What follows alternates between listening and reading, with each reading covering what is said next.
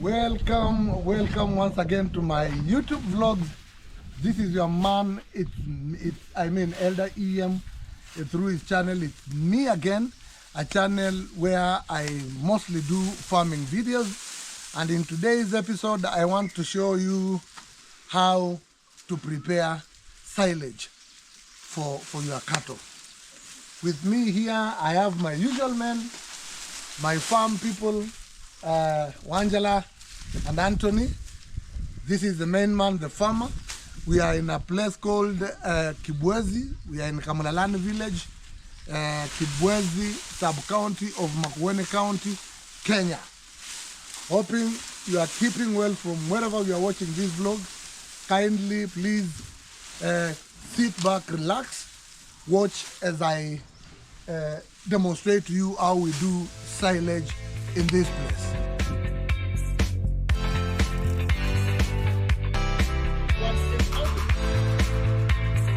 Welcome to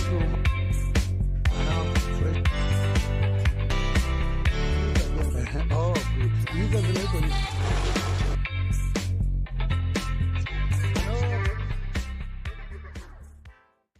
I have some dairy cows. I'm a cattle keeper. I have some dairy cows for milk, both for sale and domestic consumption. And at times when you want to improve on their health, you give them silage. So this is how we do the preparation of silage. With me here, I have dry maize stock, fresh dry maize, freshly cut dry maize stock, which I've mixed equally with napier grass, with short napier grass. Once you cut them, you have to dry them a bit so that they reduce on moisture, and that is the best part of it. Don't just cut. Of course you can cut and prepare your silage, but the best is when they are partially dry, so that they can give you the very best of silage, high protein, high nutrients silage for your dairy stock. So on this other side, that is okay. On this other side, this is the machine which is the secret behind silage making. The secret machine which is behind a successful silage making. It's a simple petrol-propelled engine machine which has a chaff cutter. These are the cogs, the scissors. These are the cutters themselves. It has two on each side. As you can see, these are what really kwani mumeweka pande moja mbua zote. Where are they? Inakwanga aje? Oh, pande moja. Na hii ni inakwanga hivyo, na hizi si mungetoa. Remove this one kwanza. So this is the machine. In this case, mine is petrol propelled. Of course, it consumes very little petrol since it's a one cylinder, one piston machine. And in an exercise, preparing silage was that sack. That is 200 kilos. No, in fact, this is around 400 kilos of silage. I take less than, I use petrol worth around 200 Kenya shillings. So after this machine is okay, funga tu tuendelee. So how we do it, my dear viewer, is we first assemble the machine, we service it, if need be, we fuel it. Already it's already fueled. This is the input chamber. This is the input chamber, and this is where the silage comes out from. So, like I was explaining, these are now my dry stocks. These are stocks which are already cut. I can show you. You can even see the cutting is so good, so rich, to very small portions freshly cut. These are the portions which are freshly cut. all this. This is now dry maize stock, but freshly harvested. So, Bwana Wanjala, you may put on the machine. Just a demonstration of how we do it. Anthony, continue giving. The machine is a bit noisy, you'll bear with me, but it's the process. That is what it takes to prepare silage, no shortcut. So that is the machine.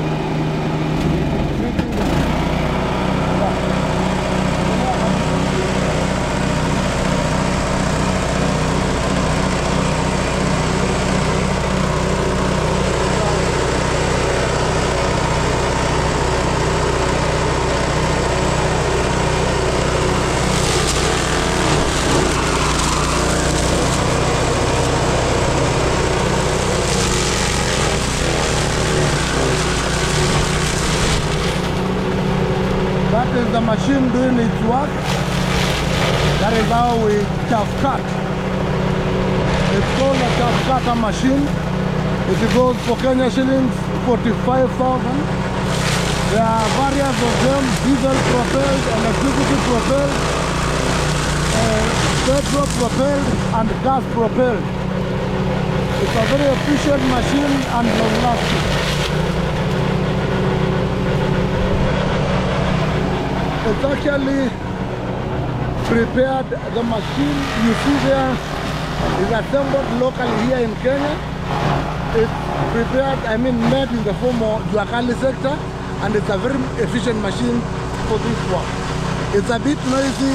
Kindly bear with us as I demonstrate to you how it works. Now we are cutting the stock. This is now the chaff cutter doing its work. We have 4 types: petrol propelled, electricity propelled, diesel propelled, and gas propelled. They cost Kenya shillings 45,000.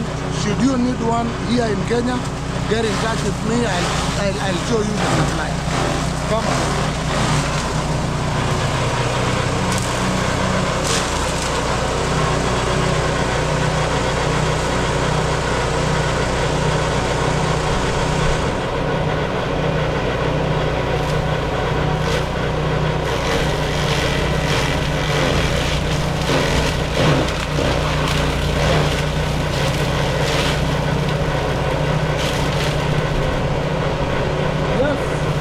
This is how we do it. Hope you are enjoying and learning something. And as you continue enjoying, my dear viewer, kindly remember to subscribe. Give me that subscription, like, share, press the notification bell for any new videos I release, and share it with your friends. Don't skip any commercial, because that is what we are paid for. Continue. Now this is the chaff cutting stage. I'll take you to the next stage, how we mix the ratio. We mix the molasses to the maize stock to prepare silage.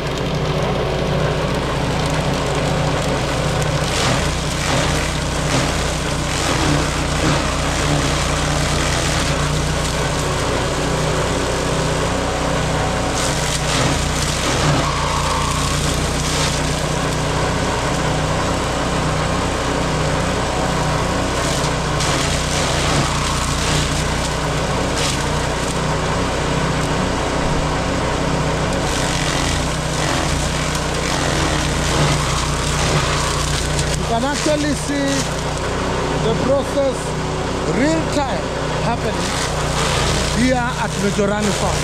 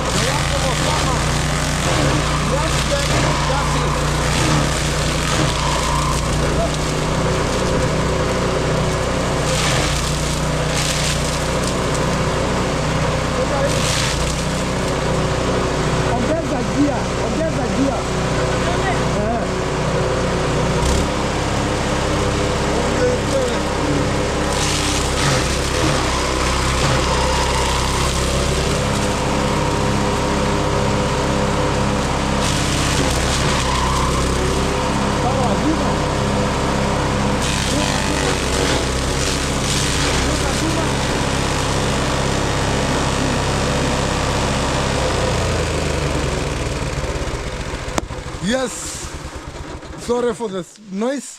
Sorry for the noise and the disturbance. This is what it takes for us to do silage.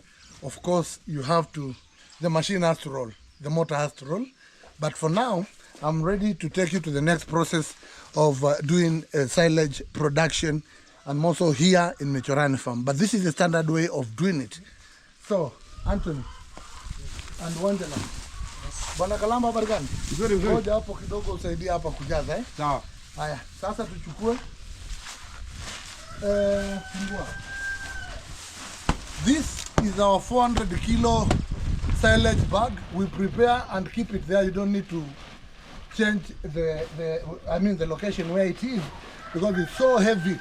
It's so heavy, nobody can take it from your farm, or you'll use it while there. This is, of course, canvas, very hard material. We have 2 layers of polythene paper to make sure that there is no air inside. So our next step now, Bwana Anthony, what do we do next? Tunachukua molasses. Jagi moja. Tunachukua molasses. Molasses ndio gani? Hiyo na mtungi. Haya, hiyo molasses, how much is that molasses mtungi hiyo? The jerrycan? 20 liters. 20 liters. How much? It's about 2,000. No, 800. 800. 800. Yeah. A 20 liter jerrycan around our area here is Kenya shillings 800. I hope you all know molasses, and if you don't, waonyeshe what it is. Waonyeshe molasses ni nini. Molasses is a slimy, sticky sugar solution. Hebu inua kabisa waone, inua kabisa waambie. Inua ionekani. Molasses is a sticky, slimy sugar solution. It's gotten from sugarcane. That is sufficient. That is hiyo inatosha. Ama wekelea tu. Wekelea tu endelee kumwagika. Sasa Bwana Anthony, explain to my viewers what is the ratio ndio upate ile concentration ambayo inatakikana kuweka kwa kutengeneza molasses. Sasa hii molasses unachukua jagi moja. Then unachukua maji 20 liters. Unachanganya, unakoroga. Okay. Anthony tells me, and of course, which is now the standard procedure, you take 1 jug full of molasses to a ratio of 1 bucket, which is 20 liters of water. Mix the solution, and that is what we apply here. Haya. Ukishamaliza ile umeweka, changanya kwa hii ndoo nyingine. Ndio weke hapo, tuweke hapa. Chota maji na uchukue mtu uchanganye, koroge kabisa. Mweke, that is 1 jug of molasses to 20 liters of water. Changanya na mkono. Kwa hiyo jug weka maji, upanguze hivi na mkono.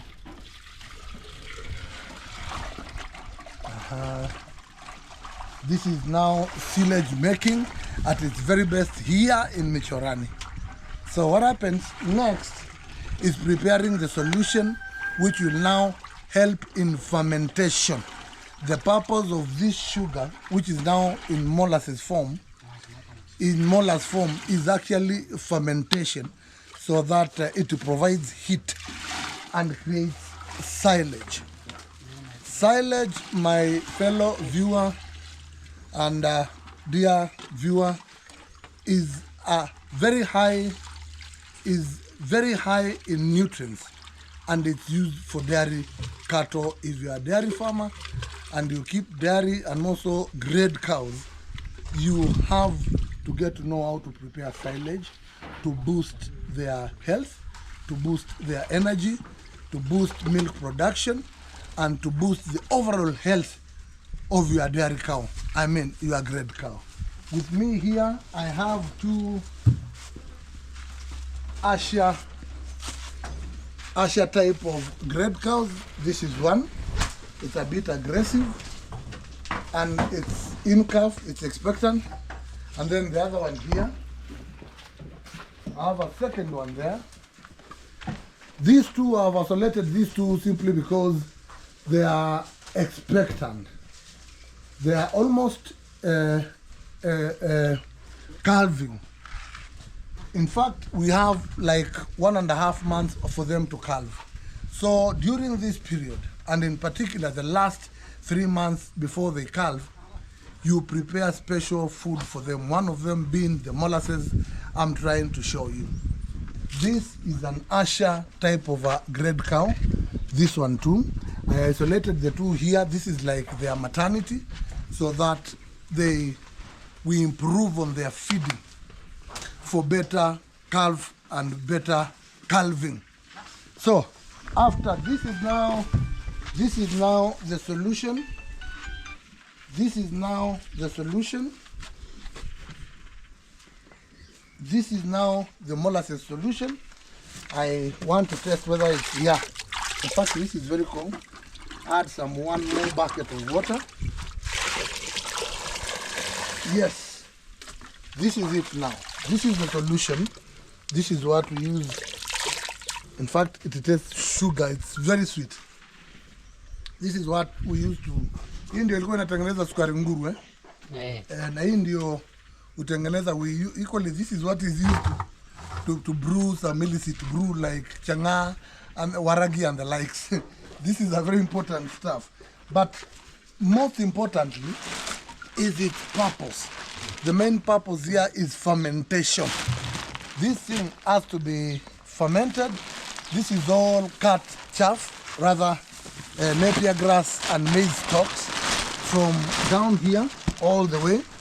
You can look at the size of the bag. It's so huge to an extent you can't really do anything.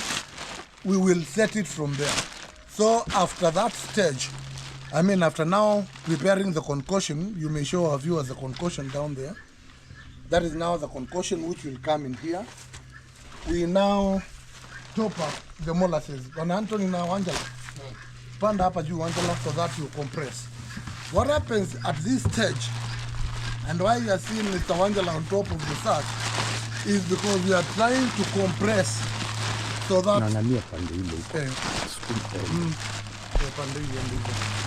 we are trying to compress so that we get rid of air itself.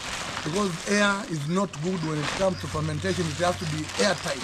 And that is why we have polythene bags inside our molasses bag.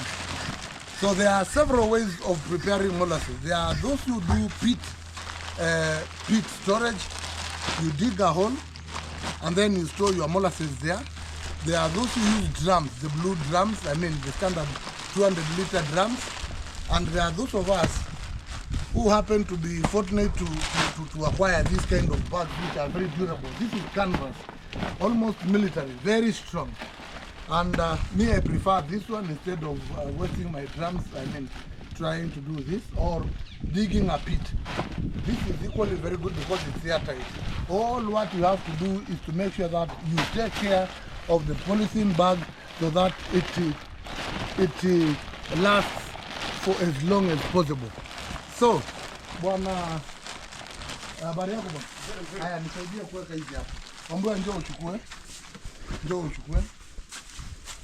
Sasa jazeni ndio tufunge. Weka kwanza molasses. Alafu ndio weke hivi. Ndio si ndio hata mnatoka na mkono tu. Jaza. Hapo ulikuwa umeweka jaza kabisa. Kumeni kwanza iende pande ile. Let. This is how we do it. Ulikuwa umeweka molasses? No. Sasa hapa weka sasa hii molasses. Jaza ndio tuweke ya mwisho. Haya. Jaza kabisa. Hii. Jaza. We are now in the process of filling up the bag with freshly cut dry maize stalk and napier grass, because that is the ideal thing. It's okay, it was out. That is the ideal thing if you need to get the ultimate molasses, silage. So wanja la kanyaga juu kidogo tufinyafinya ndio tufunge. Haya, jaza kabisa. Jaza mpaka huku. Mpaka kwanza visa hiduko kuna nafasi. Kuna nafasi kama huku tuendelee. Kama huku. This is molasses production, I mean preparation. Silage preparation here at Michorani. This is how we do it. Continue. Lete tujaze. Sindiria kabisa. Pande hii. Sinya pande hii kabisa. This is how we do it. I mean, as a farmer, you must, where possible. Weka sasa nini? Weka hii kwanza. Tutaweka ndio tumalize. Haya, tuendelee. Sasa sindiria hiyo ndio tuweke kidogo. As a farmer, you must be ready to get dirty and sweaty for you to achieve what you want.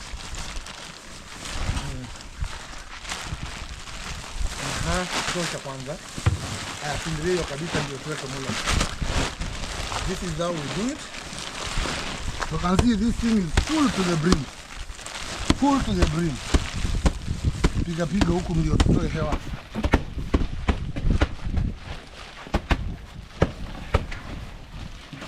These are some of the tricks which you have to learn as a farmer, and I'm demonstrating them to you for free because I encourage you to be a farmer so that we may feed this nation. Haya, sawa sasa. Unaweza shuka. Hii mmeseti vibaya ikikaa hivi lakini itaanguka. Haya, now Anthony weka molasses vile unaweka. Mwagilia kila kona. Inua kabisa waone.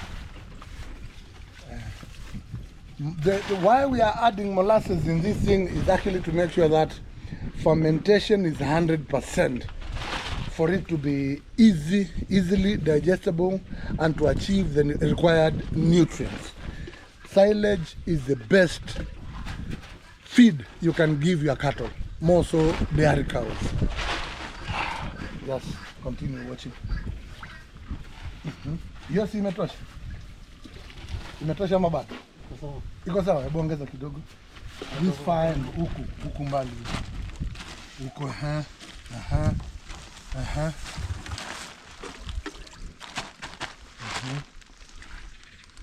good. Now, my fellow viewers, the fermentation process is done. We've done all that repeatedly from down here. I mean, we started as we compress. We had some molasses as we compress when it got to this level, and then now at the final demonstration level. Sasa tufunge. Please note that, my fellow viewer, please note that we give it immediately after cutting and keeping it here and compressing the air and adding molasses. It takes 21 days for the molasses to be, the silage to be ready for use. So we're going to it has to be airtight, completely airtight for the fermentation process to take place. If you don't keep it airtight, it will end up rotting. Your content, whatever you are trying to prepare will not be achieved. It will end up rotting, and that will not be silage, that will be poison to your cows. So, as you can see, we are trying to press. The hair has to come out, and then tighten it.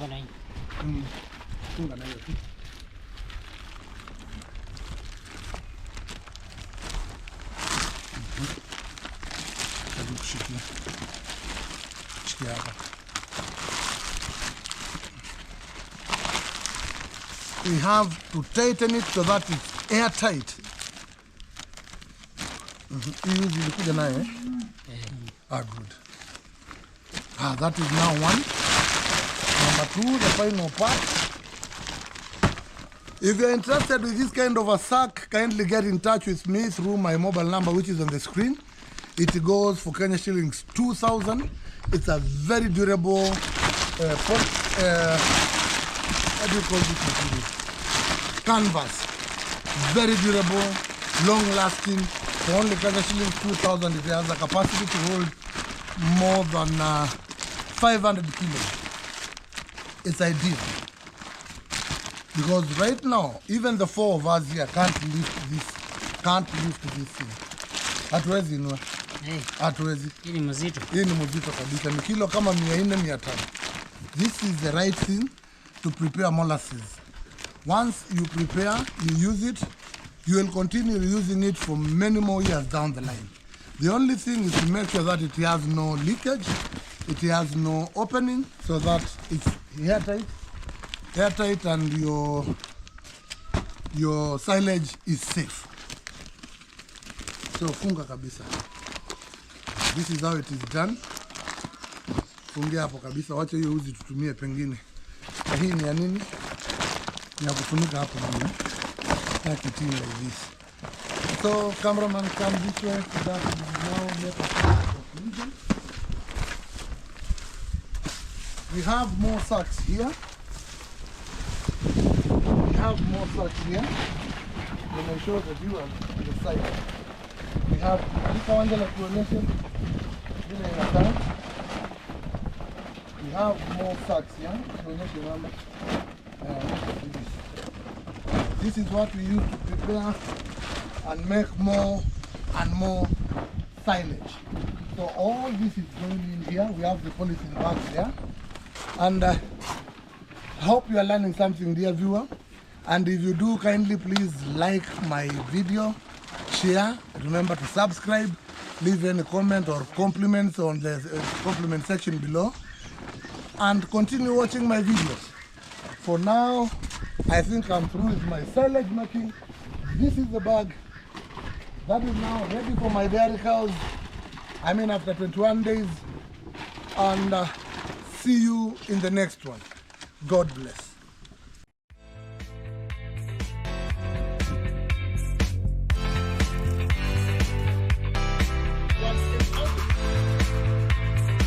Welcome to